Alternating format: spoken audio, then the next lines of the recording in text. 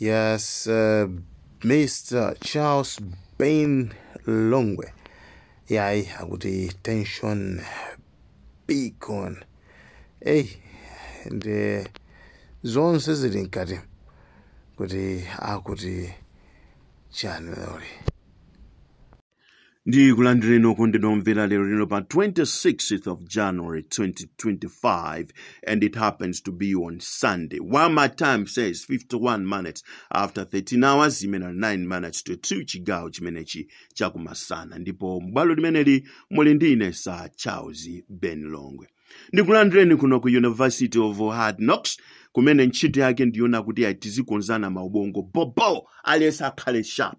Look sharp, be clever, wake up, and then osaopa. That's the issue here. Osaopa. Nakuzana mara kuna kuti I'll be bringing this issue of plane crash yapa 10th of June 2024 in series. Ndipo with a reference from the plane crash that happened on the 19th of October 1986 kumbuzini ku South Africa fupi ndi Swaziland, kumene kudachotsa moyo wa president wa dziko la Mozambique, kumene so kunoko kumene kudachotsa moyo wa vice president wa dziko lino. Now someone might ask kuna kuti Charles Ben Longwe, why are you so deep into this matter? What is it that is concerning you? Yeah, let me tell you something. When it concerns UTM, Infa ya Dr. Saulos Chilima, whatever the drama, whatever complication that is happening in UTM, it does not concern me because I don't belong to UTM. All right? I don't belong to UTM. If it might concern opposition parties whatsoever, it does not concern me because I don't belong to any opposition parties. If it concerns the ruling party whatsoever, let me say it plainly, that does not concern me because I don't belong to any of these. All right? I want you to understand me very, very well. So where do I come in? Because our family Nana is in this. No, I don't belong to family members, family whatever, because I'm not part and parcel of your family. So where are you coming in? I'm coming in because Amene Adam Walira Mundegemo Modzimai Wanali vice president wa dziko lino, and being the vice president, being the citizen of this country, he was my vice president. Therefore, I have an opinion. I've got something to say. And my constitution that we have in this country gives me a guarantee and the opportunity to have something to say on something that concerns me.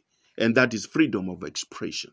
I'm just trying to practice my rights that is in our constitution. Therefore, nobody will stand on my word to my greatness, because my constitution is my greatness. As long as I don't break somebody's rights, I don't break whatsoever. This is my opinion. All right? Ndinane nakale kuna kuti, if this thing that I'm saying, mukuzona kuti ndizofwera zitaini, it's not for you. But if you see kuna kuti what Charles Ben Longwe is saying is right, you can take it from there. And I'm saying again, kuna kuti, in these audios of mine, I'm not accusing anyone. If you accuse yourself, uonekera songamba. Yeah. Ngati ukuziona wekha kuna kuti uli ndi vuto pa nkhani imene ndikukamba, iwe ndithu uonekera ng'amba, utulukira. Uyamba kumusaka Charles Ben Longwe, chifoti nkhani akunena Ben Longweyo yakukhuza iweyo, yakudinya, yakupweteka, yakuwawa, nde uonekera ng'amba kuti Ben Longwe zimene akuyankhula zikhuza ini. So ine sindikunena apa kuti zikhuza ndani. This is a national concern, and I'm a citizen of this nation, and it concerns me. That's why I'm coming in.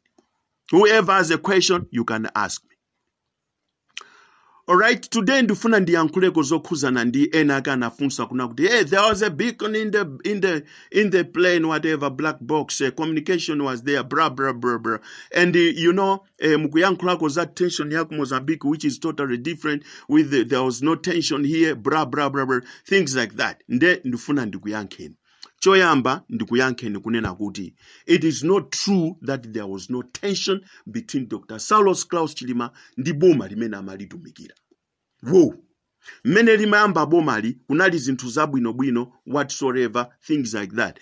Tinamvapo ife Ayoson Howankaka akuyankhula on plain truth kunena kuti ife tinapitako ndi tikiti ya MCP ndipo tinakaphulako president wa MCP.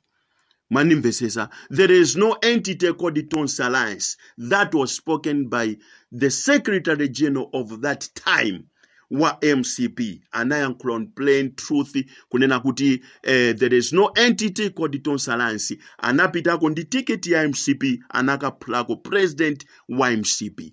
So if you say there is no tension, I will ask you, you might go mad or you might go crazy, or I might go mad or I might go crazy. Inendwa misala, kapena iwendwa misala. Koma zimene ndikuyankhula pano pazi zona kuti there was tension between Dr. Saulos Klaus Chilima, who was leading the Tonse Alliance. For Tonse Alliance, President Dr. Lazarus Makathi Chakwera wa MCP. Komano for Tonse Alliance to be built, kuti kukhale Tonse Alliance, ndi Dr. Saulos Klaus Chilima. Regardless of others like Dr. Joyce Banda and others like Enoch Chihana, ndiye na onse achinamba kwako, but the leading man in Tonse Alliance was Dr. Saulos Klaus Chilima. Chinkhoswe chidachidikira ku Lilongwe ku Kamuzu Institute for Youth, ndipo Enoch Chihana nali nkhoswe osainira ubale wa Tonse Alliance between Dr. Lazarus Makathi Chakwera and Dr. Saulos Klaus Chilima, MCP and the UTM Tonse Alliance, which was called the Tonse government, which later Secretary General of Malawi Congress Party refused and objected to the nation. There is no entity called the Tonse Alliance. So the tense was there on the first place. Later, tinamva za corruption ya Zune Sata, imene imakuza majudges, imakuza Antwena Ndiena, komano Dr. Saulos Klaus Chilima, ndi Dr. George Kainja, amene anali Inspector General Police by then, zinakuza kwambiri. It costed the job of Dr. George Kainja, and then it costed the jobs of Dr. Saulos Klaus Chilima. Ndipo our president said it plainly, kunena kuti vice president okausi ningakuchosere, chifana kusankasine.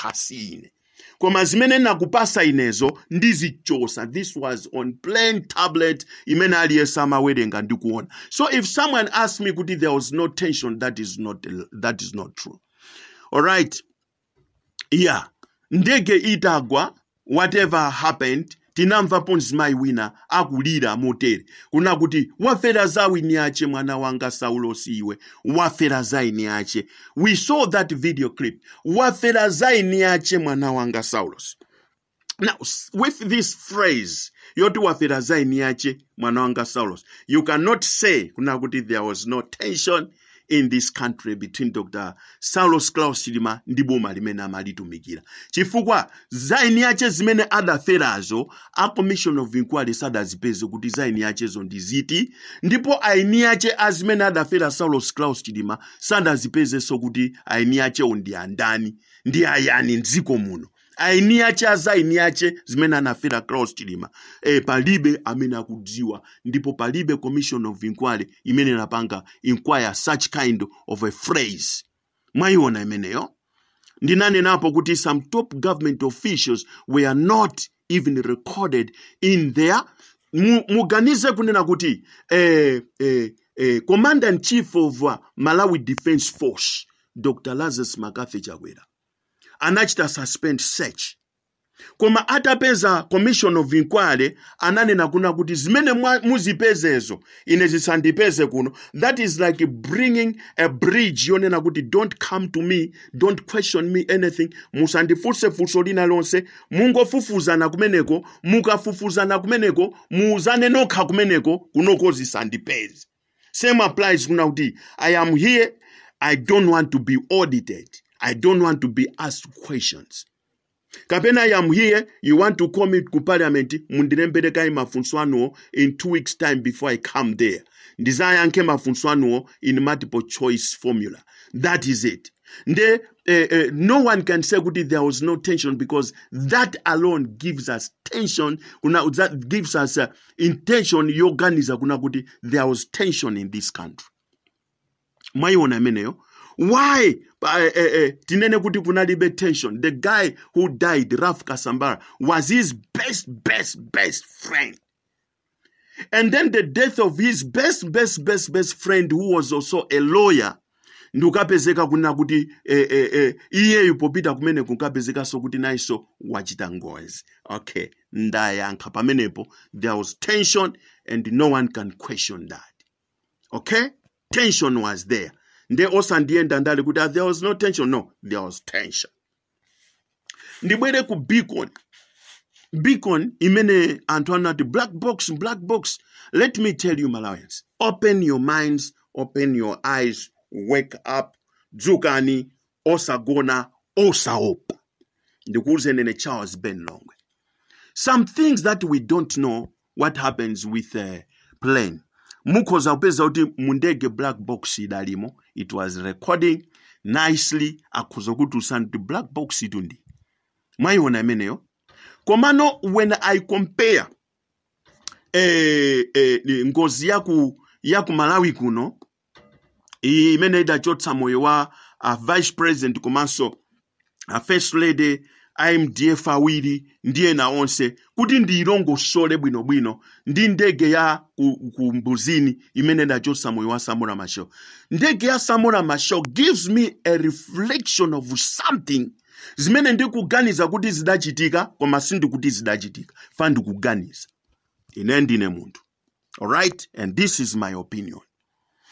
Ndege imene idagwa ku Mbuzini ya Samora Machel pa 19th of October 1986 pamene amachokera ku Lusaka ulendo opita ku Mozambique kumene pa 20 kunali birthday ya akazawo a first lady a Gracia Machel anali ndi birthday ndipite ndithamange ndikakhale nawo pa birthday ya akazi yanga soka ndiro osakafika ulendo udathira pompo. Now look here, mundege mo Beacon sida sowe idalipo koma idatengedwa ndikubitisidwa kuti ituluke Beacon imeneyo kapena black box imeneyo zidatengera anthu ena kupita ku khoti ndipo zinatenga nthawi yaitali kwambiri kuti black box ija ikatulutsidwe.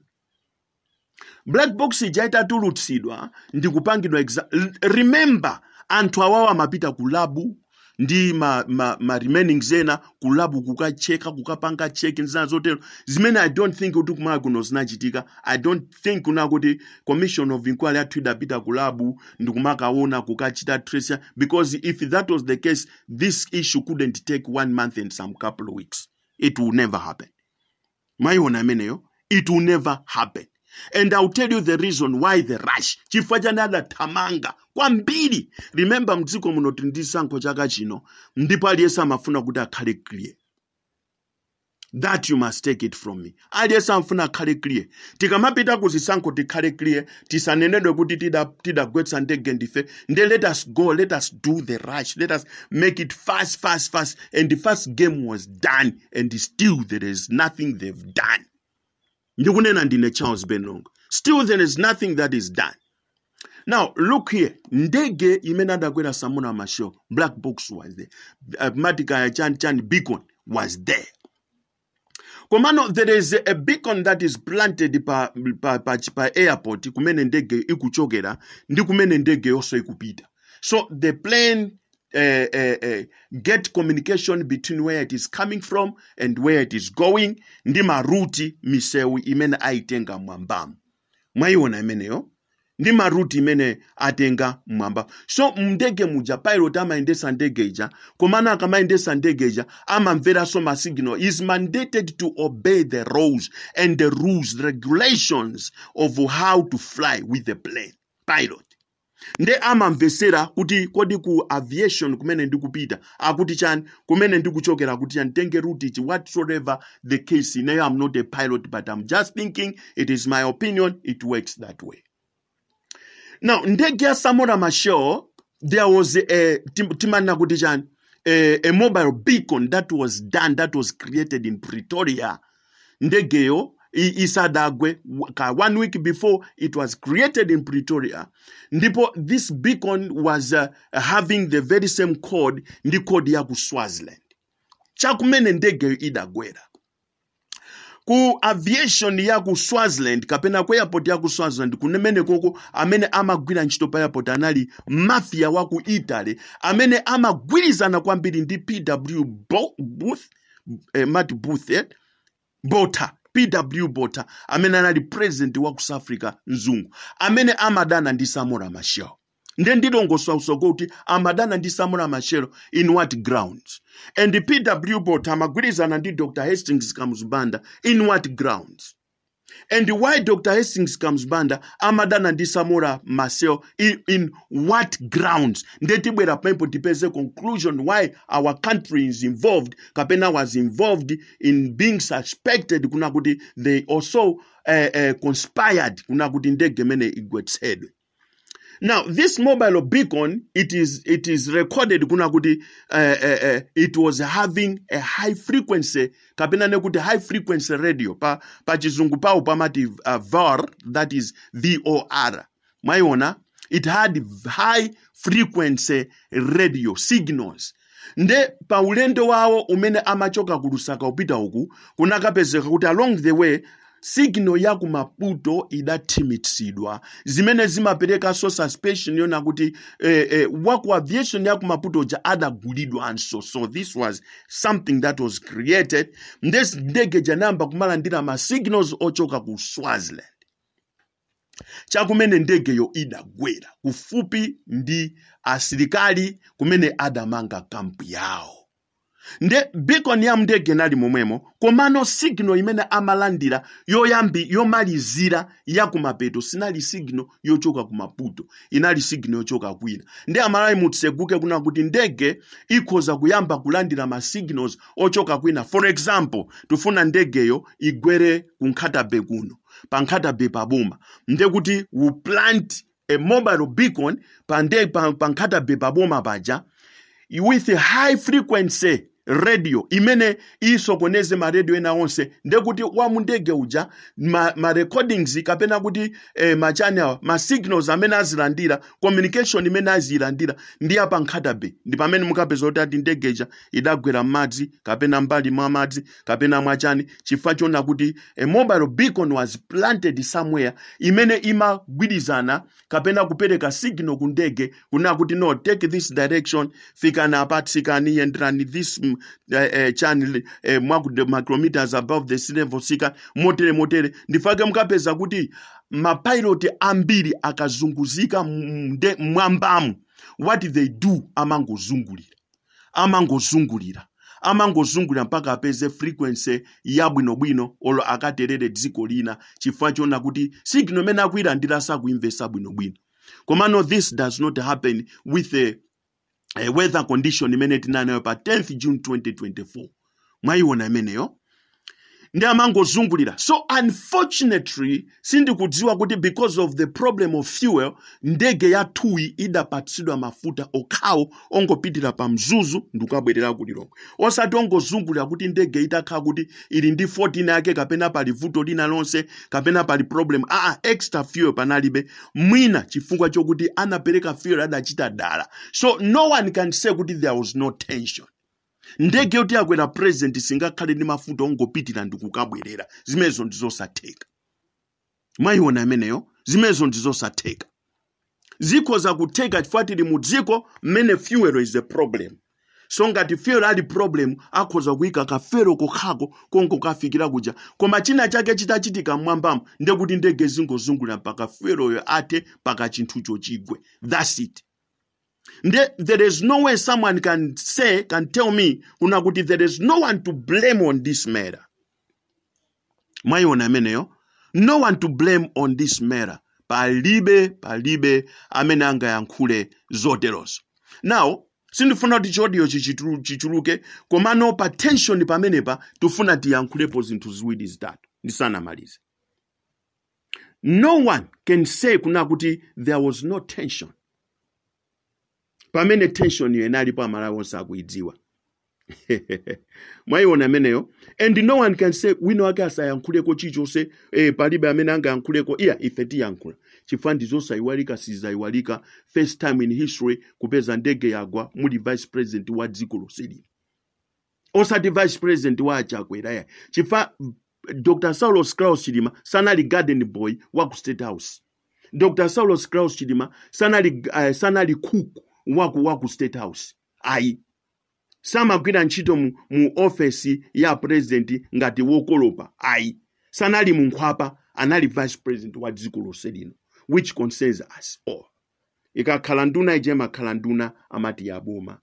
ifeyo zimatikuza pena simanga yankhidwe koma nankani ya president. I'm not a family member, I'm not a UTM member whatsoever. It's whatever happens to those parties, it's none of my business. But what happens to my president and what happens to my vice president is my business, because I'm a citizen of this country. So nobody closes my mouth and say, shut up, you got nothing to say. Nulengezeka pamenepo munali ndine Sir Charles Ben Longwe mwakumanonse tikumanaso mchigawo china mmene tibwereso ndi nkhani ina ngatiso yomwe ifa tikwena tichayeso ina. Thank you very much. God bless you. Kuchokera kuno ku University of Hard Knocks ndipo munali ndine Sir Charles Ben Longwe. Remember, we have a lot of things to speak about zokuzana ndziko lathu lino. God bless you. God bless you. God bless you. Like, share, Malawian cameras, right.